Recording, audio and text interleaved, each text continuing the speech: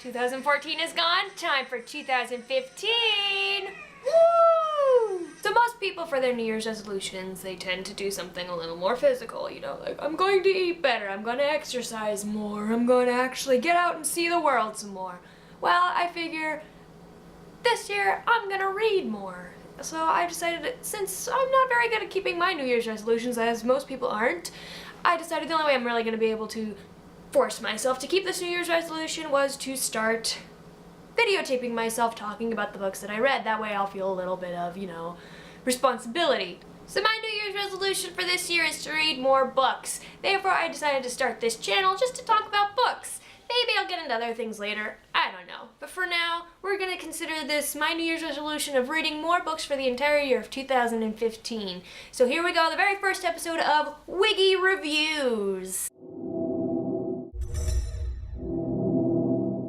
How can I start this? I have so many books I've already read that I would love to reread again, but I just finished a book that I think is a little more fitting for this sudden explosion of the new year and a little more electrifying. So we're gonna start with Stephen King's new book that just came out last month, Revival. Now, if you aren't familiar with Stephen King is most well known for his horror stories. Number ones that usually pop to mind are The Shining, as well as It. And if you don't know what It is, feel free to look that one up. If you weren't scared of clowns before, have fun in your dreams, children.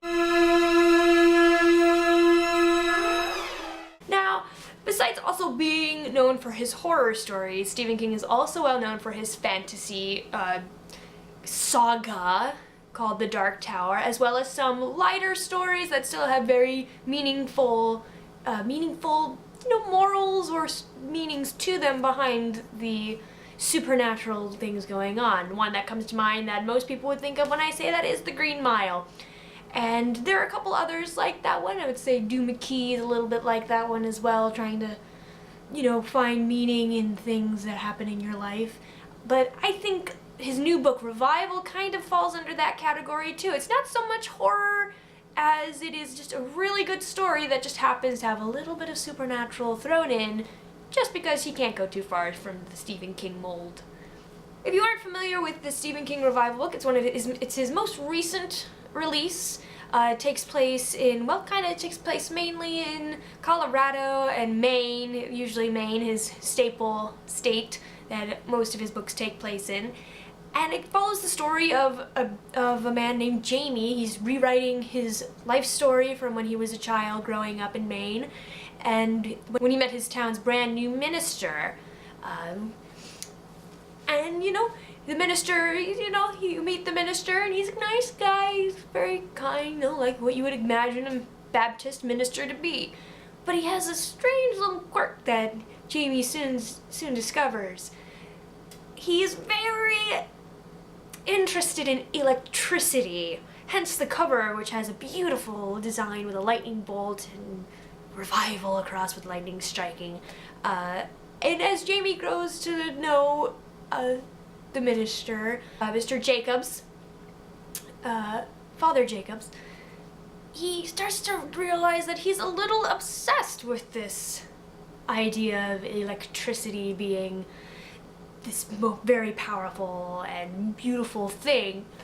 And of course, due to certain circumstances that happen, the minister has to leave, and Jamie thinks he'll never see him again until further down in his life, when Jamie is about, I think in his early mid-20s, and then he meets his minister friend again. This time he's at a fair, going around as kind of a miracle man, taking these fantastic pictures using electricity and the power of electricity. And he starts to learn that, yeah, he's fallen a bit from his you know, Baptist church ways, and he helps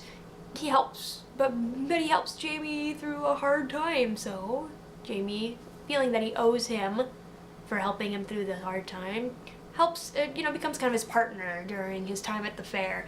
And then, due to more circumstances, I don't want to get too much into the details so I don't spoil anything for you, they split ways, and Jacobs disappears from Jamie's life again, but he sends him off to Colorado where he can get a good job, and he's a where he'll be using his talents very well. So, furthermore, years down the road, Jamie is now in about, I believe it's 30, late 30s, early 40s, and he hears all about Jacobs again, and this time he's on TV and doing revivals. He's claiming that he has the power of the holy rings to cure people through the power of God. And of course, Jamie immediately is like, wait a minute, he doesn't follow that stuff anymore. What's going on? And he remembers all the things that he did for him in the past. And so he goes, to see what this revival thing is about, and he realizes that, some of it is, mumbo jumbo, but then he realizes he's also actually curing these people. But how can he possibly be curing these people? It's like, these people can't walk, they have mental illnesses, all these things. So he goes into some research and he finds out that, these people are being healed, but there's these weird after effects, like side effects that are happening. And he remembers that there were some after he was helped when he was going through his hard times. So he goes and he talks to Jason and says, hey, you gotta stop doing this, like, this is dangerous and all this stuff. And he's like, oh, I've already stopped, don't worry about it. There's nothing, but I would like you to join me, be my partner again. He's like, no, I can't, and I morally can't do that because what you're doing is wrong. And then they're gone for a while.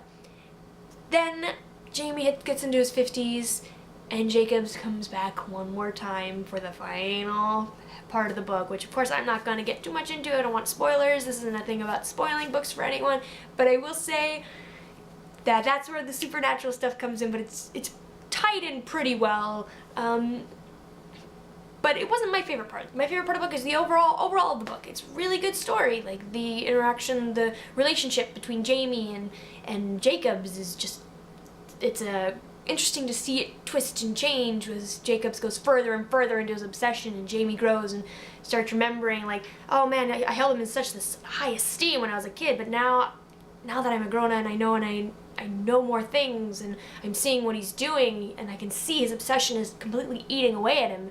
Now there's this conflict where he's like, well, I have to stop him, but I don't want to. He was my friend, and I feel like, and I owe him for helping me through my hard times, but he has to stop because he's hurting people. And so, it's a great story about a relationship between two men who just constantly keep, kind of crashing into each other at big points in their lives, and I think it's great. And if you love those kinds of stories, that's great. And if you're a Stephen King fan, it's also great because there's also that little, not horror, but there's a little bit of the, like, thriller-esque part of it that comes in, and it's exciting, and you want to read more, and you want to find out what is happening and all this. And then when you get to the climax, for me, the climax wasn't as exciting as it could have been. Like, in the past Stephen King books, there are always these really big woo, and you're like, oh my gosh, this is amazing, it's so big, I don't know how to handle it. And then there's the nice coming off of it, and you're like, what did I just read? This is so, like, God, that was a lot of information, but it was so intriguing and such a interesting look into a mind that, you can't imagine how he keeps thinking of these things. And Revival didn't have that kind of a climax. It was still, the typical Stephen King kind of thing where you're like, okay, that's an interesting idea, and it's like, if I saw that, it'd be terrifying. But again, I'm not going to go into too much detail. I'm not going to have spoilers for this, but I would highly recommend this book. I give it a 9.5 out of 10 for me, just because the climax wasn't as great as it could be, but the overall story was fantastic, and I loved seeing him write from Jamie's point of view. The entire story is from Jamie's point of view. He is writing this down as a means to getting it out there, kind of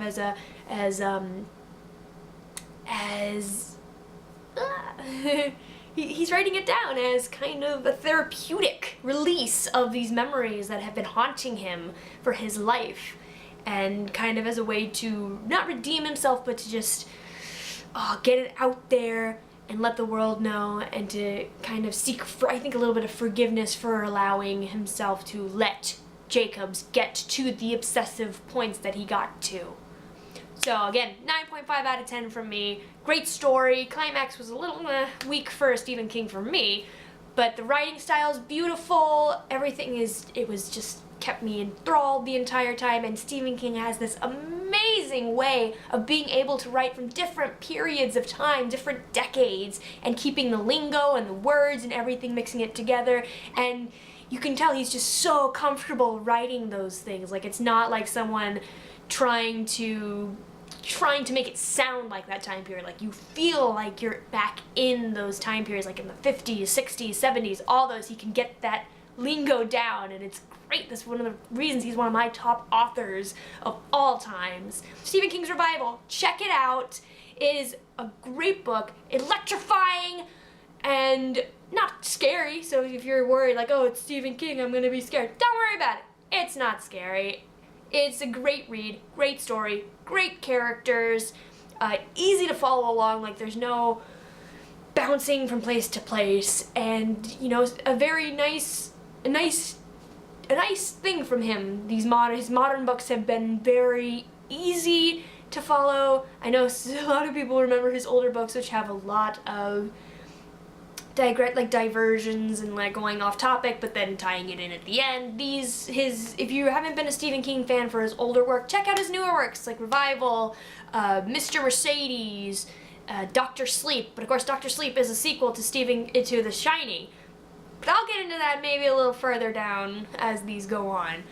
So anyways, Stephen King's Revival, check it out, 9.5 out of 10. And I will see you next time for the next book.